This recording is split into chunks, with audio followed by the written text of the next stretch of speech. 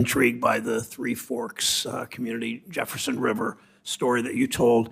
What unique challenges, if you'd expand on that, to small, rural, or under-resourced communities face with floodplain management, especially mitigation efforts? What recommendations do you have, if you could be more specific, coming out of that story at the local level for carrying out these initiatives? Yeah. So I have a great quote from you from the mayor of one of the communities where we work in Glendive, Montana.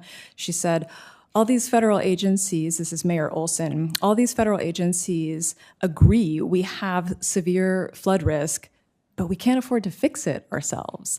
So this is what we hear very commonly from rural communities. They need assistance with economic solutions to address flood risk. So understanding the feasibility of mitigation options, we can help with technical assistance. Developing revenue strategies, that is something also that communities need help with, even if they're not pursuing grants. If they are pursuing grants, they have local match requirements. If they aren't, they need to locally fund flood mitigation. So again, technical assistance is key, but beyond that, I think we can do a lot to invest in partnerships. Our approach at Headwaters Economics is partnerships between communities, rural and urban partnerships, but also across levels of government. So when the local communities have a problem or want to advance a project, they know who to call at their state, at FEMA, et cetera. Thank you. David Marstead, Assistant Administrator of FEMA, testified last week in the House that debt interest payments in 2023 were about $1.5 million a day, $600 million. That's not touching, of course, the principal of $20+ billion. You've previously testified the debt is unlikely to be repaid. Do you agree with FEMA that the program's debt must be forgiven? Thank you, Chairman. I've had the opportunity to testify on behalf of both Republican and Democratic administrations on this topic. What I can tell you is that the debt that exists, the principal cannot be met. I also, 5 years removed from my time at FEMA, understand that you got to find a politically feasible pathway forward. The real issue is the interest. And today, that is, when I was leading the program, $250 million a year in interest servicing. That's gone up to about $500. It's going to keep going. Inside of the next 18 to 24 months, there's likely to be a point by where the average interest rate is 5 or 6%. When I was there, it was 1.5%. It could mean that 33 cents out of every dollar is going to be going to this. So I think Congress needs to find a way to address the interest piece of this.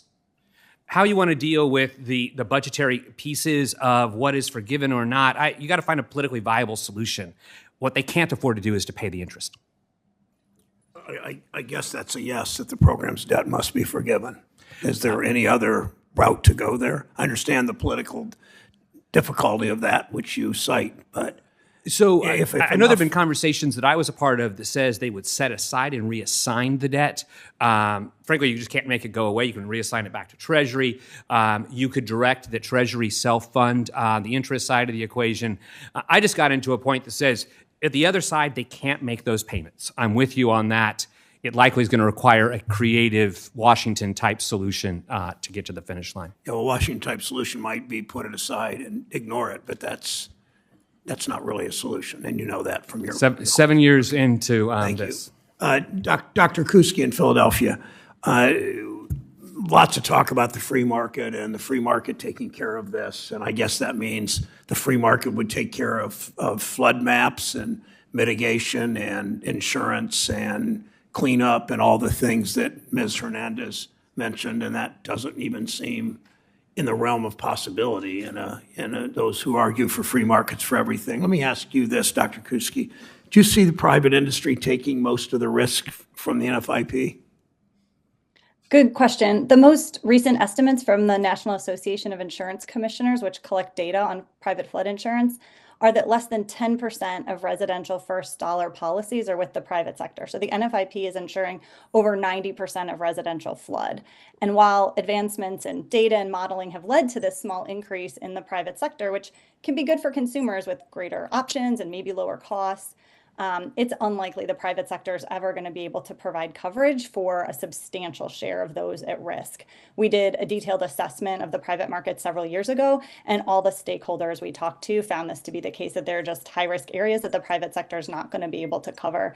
And in fact, when you look around the country right now, where risks of other climate disasters are increasing, southern Louisiana, Florida, parts of Texas, parts of California, we're seeing insurers pulling back and limiting coverage and raising rates, not leaning into this risk.